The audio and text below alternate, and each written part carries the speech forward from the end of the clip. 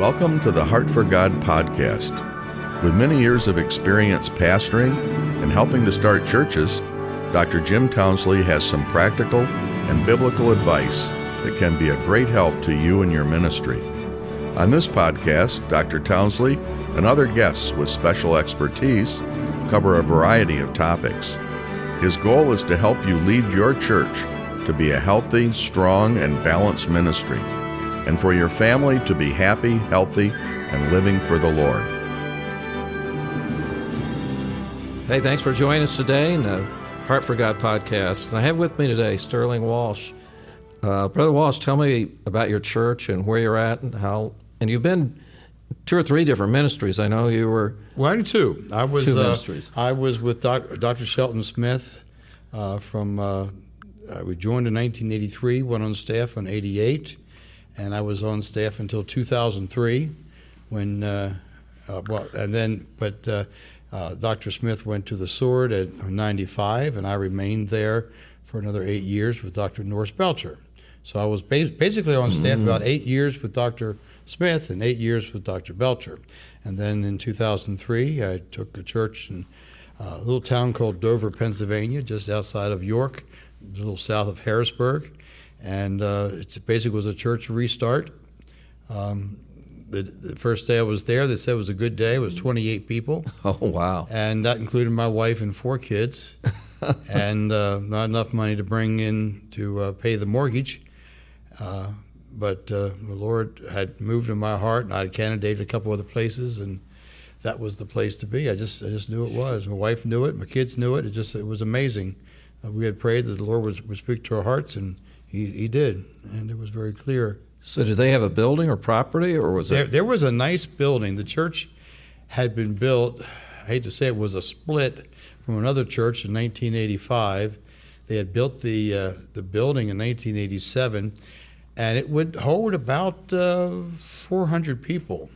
A nice brick building, had a few classrooms, not a lot, a little on the small side, but a large auditorium. And that's what was on the property. It was almost 17 acres. Ooh. But there was, you walked in the door and there's, 15, 20 people sitting in an auditorium of 400. Makes you wonder what happened, And there had been, like I said, the church had started from a split. There had been a split. It was running 300 and some, and then it had a split, and then it had a second split, and then it went down from there.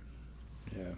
But God is blessed. You've been there 20 almost 23 years. Shoo. And now, do you have a Christian school? We have a Christian school, a small Christian school, but a Christian school. And we run about 3:25, I guess, on a Sunday morning. And, Shoo, wow. And so the Lord's good, but it's a good, solid church at this point. And a lot of workers. We built we were behind. In fact, when I came, they had made a deal with the bank to pay just the interest for a year so they could kind of get reestablished.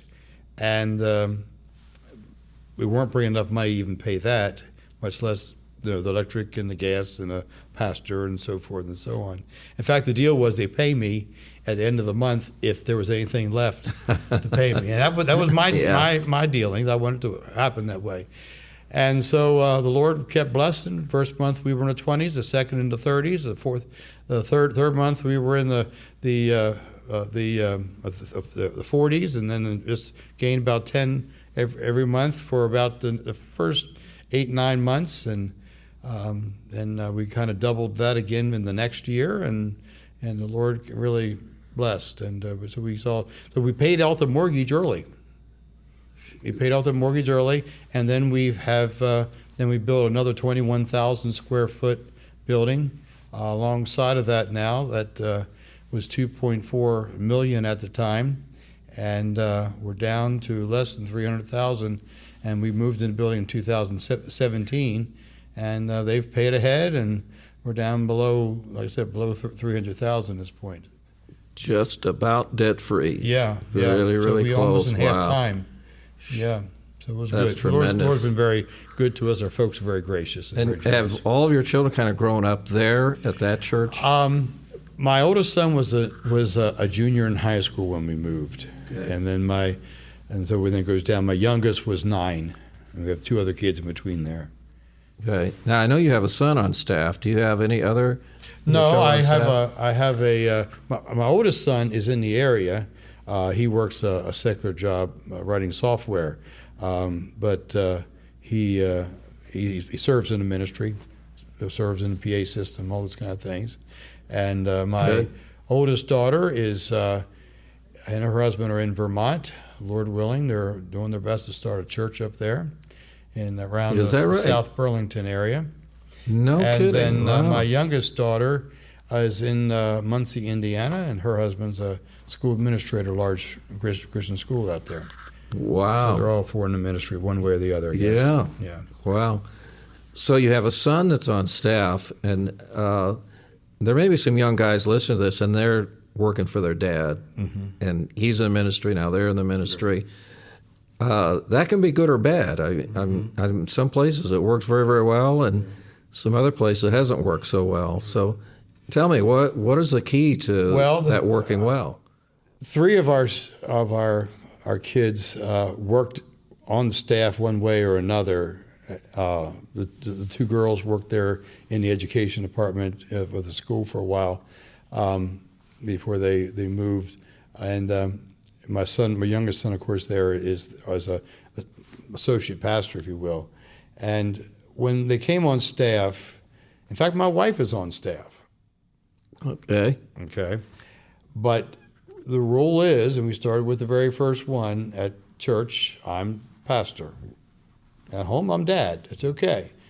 But at church, I'm pastor. I will treat them with the same respect I would treat any other staff member, but I also expect out of them what I would expect out of any other staff member. That's where we are. They're good. I hire them not because they're my kids, but because I know they could do the job. But I can't play favorites. Sure, yeah. Because then you mess up the other staff members. When you do those kind of things, you got to be consistent. And our church has realized that, our kids are often some of the hardest workers there on the staff. And so that's the way we work it. But you also got to be willing to have the integrity to live by those rules. If you bend the rules, if you favor them, that's death, isn't it? Absolutely. But not good. Well, all 4 of our kids worked on staff at one time or another. None of them are on our staff now. They've all in different areas and serving, but we never had any problems from it. But later, I just sort of sensed this, that we never encouraged them necessarily to go in the ministry. We encouraged them to live for God.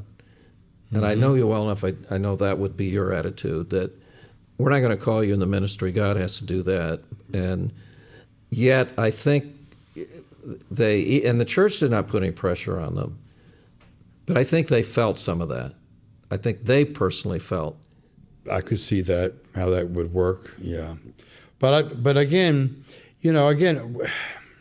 I treat, at home, they're my children. In the ministry, they're souls that need to be guided and directed like the rest of my church. So I have to be able to have the position of pastor just as I would with any of my other members. I mean, for instance, my oldest son, we didn't tell him he needed to go into ministry, and he didn't. He didn't. Yeah. Our youngest son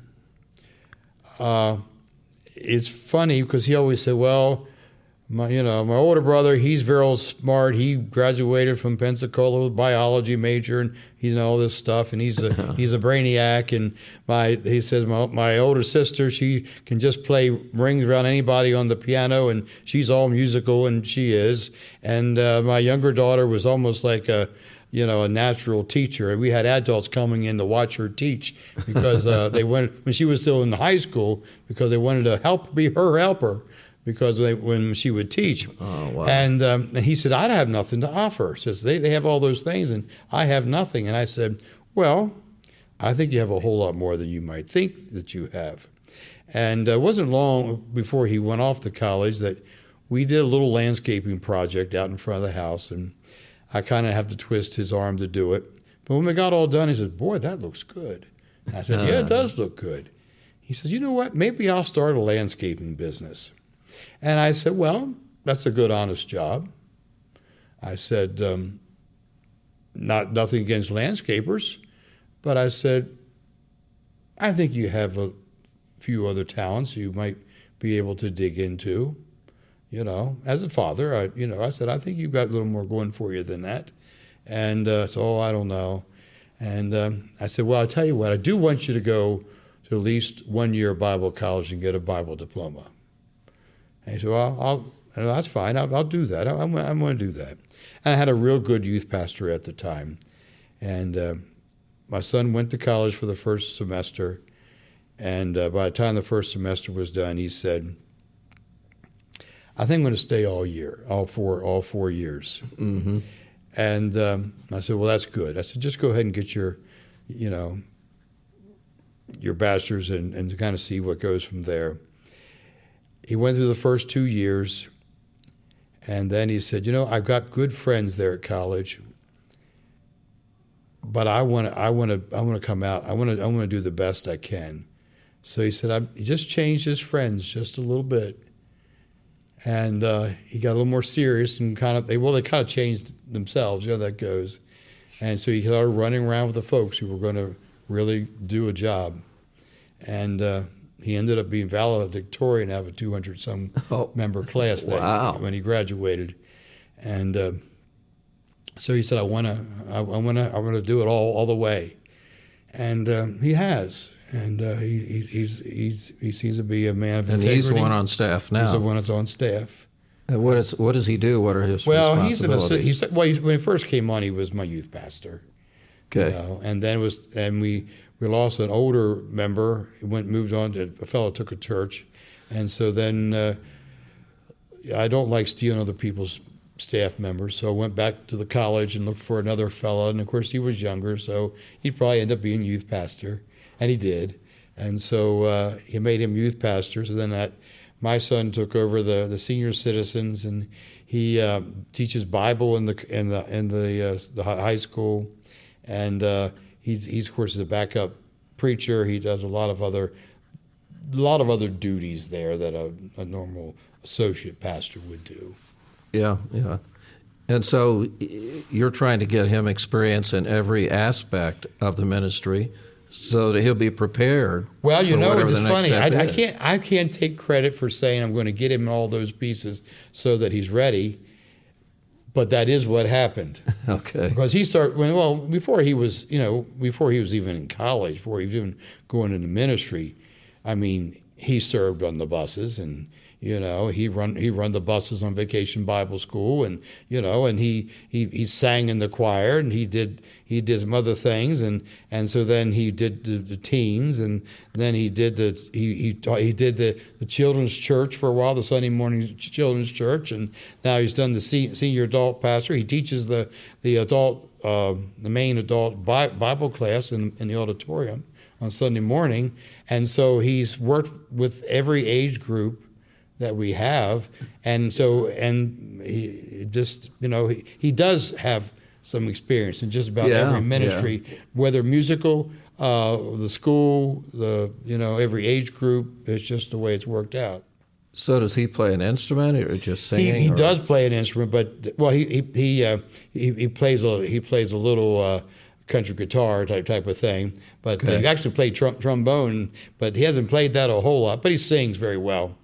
And so he sings in the choir, and in fact, he has directed the choir when I'm gone. Like I was out this week, and so Sunday night he directed the choir, led the choir rehearsal, and I mean, don't get me wrong, he's not me, but he does a very good job. Yeah. He does a very good job. I got for anybody listening to this, Brother Walsh has a huge voice. Huge voice. Yeah, but I've also got 50 years experience of directing a choir. Yeah, so it's a little different. But he has a natural sense and intuition when it comes to directing a choir.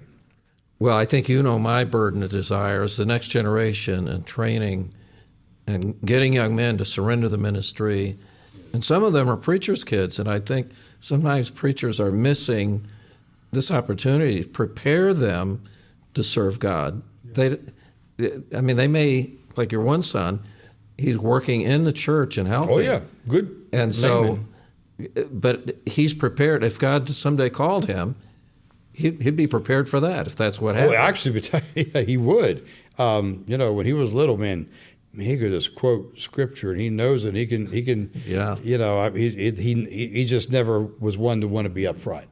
That's just not his goal. Be up front. Glad to be behind the scenes. And glad to lift up his brother, his younger brother and sisters, and say, and praises them from behind the scenes, but not. That's not his. Well, it is a challenge raising children, and I think a preacher has unique challenges that are different than anybody else. But with God's grace, you can. If somebody listening, whether it be a pastor with children that are working with the ministry or a young person in the ministry working for their father, what advice would you give them? What suggestions might you give them to consider by doing that? And in some cases, the son may end up pastoring the church, take over for his dad. Yeah. Christian integrity is paramount. Yeah. We are so quick to play favorites or to be too hard. We can establish a vision of our own and try to press our child into that vision when that's not necessarily the Lord's vision. Yeah, I think that's a very dangerous. Sometimes they don't want them in the ministry. Well, I don't want them to have to go through what I did, so I've been talking them out of it. That's not good. But they're going to say, well, I want my child to be, I want to be able to say my son went into the ministry. Well, that's pride too. Pride has to go out of this. And so we're not careful. It can be a real problem. Yes. Now, I think we be careful. We hold our kids to the standard, but we can't force a heartfelt compliance to the standard. We train them. Something that's been on my mind here recently, and I think this applies to a lot of areas of life.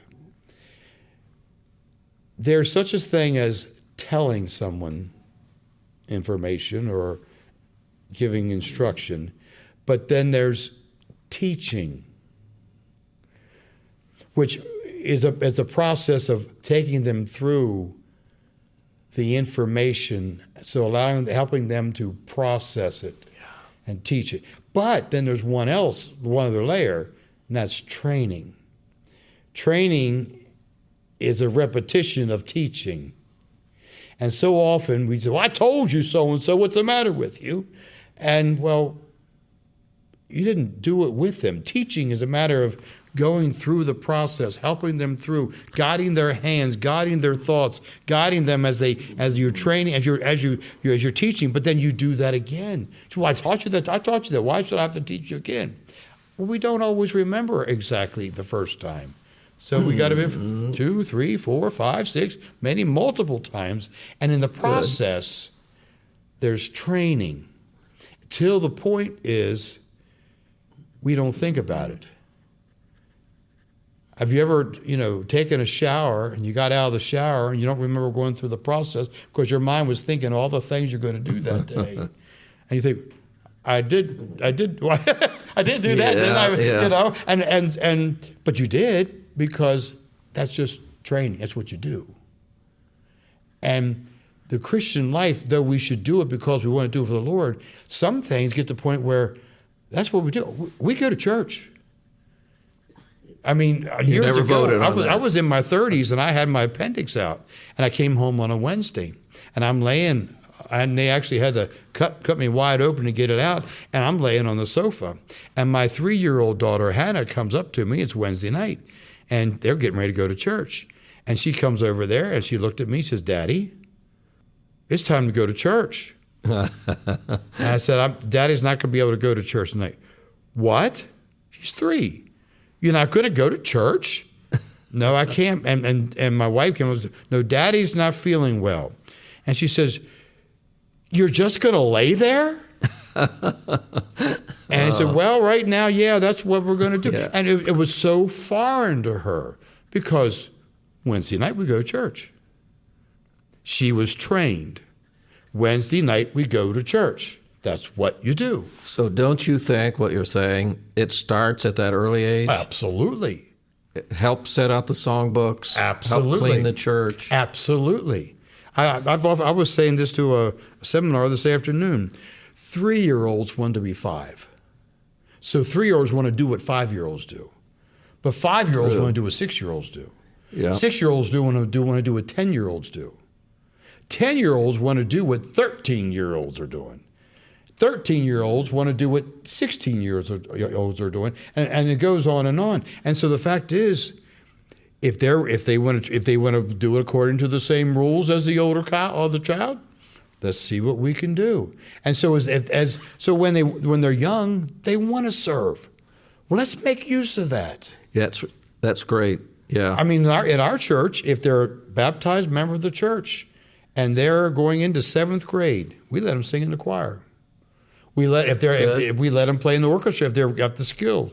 Yeah. We do vacation Bible school, and when they're too old to come to vacation Bible school, they still want to participate. So they're allowed to help, be a helper with the bags and little things that we do, the trinkets and stuff, get that stuff together so they can be part of it. They want to learn. So the fact is, we allow them to do that, and when they turn 18, they haven't lost their church because we've been trying to entertain them for the last 5 years. And so what happens at age 18? They just have more opportunity. Sure. That's good. I really, my book on the home, I have a chapter on, call it responsible independence. Right. That you're gradually giving them more and more responsibility, and they can make mistakes. Mm-hmm. I mean, we do. It's part of it. Yeah. But they're learning. And if you wait, you say, well, you can't do it. It's like, probably our kids were too young when they started mowing the church lawn. But if you wait till they're 18, they won't do it. That's right. When they were too young, they wanted to do it. That's right. Exactly. That's my point. You're right. That's exactly my point. Yeah. Well, this is all great information. I know it's going to help some people. I appreciate you taking the time. Well, I'm glad. It's an honor to try to help. Good. Folks, thanks for listening today. God bless. Have a great day. Thank you for listening. If you enjoyed the podcast, consider sharing it with a friend.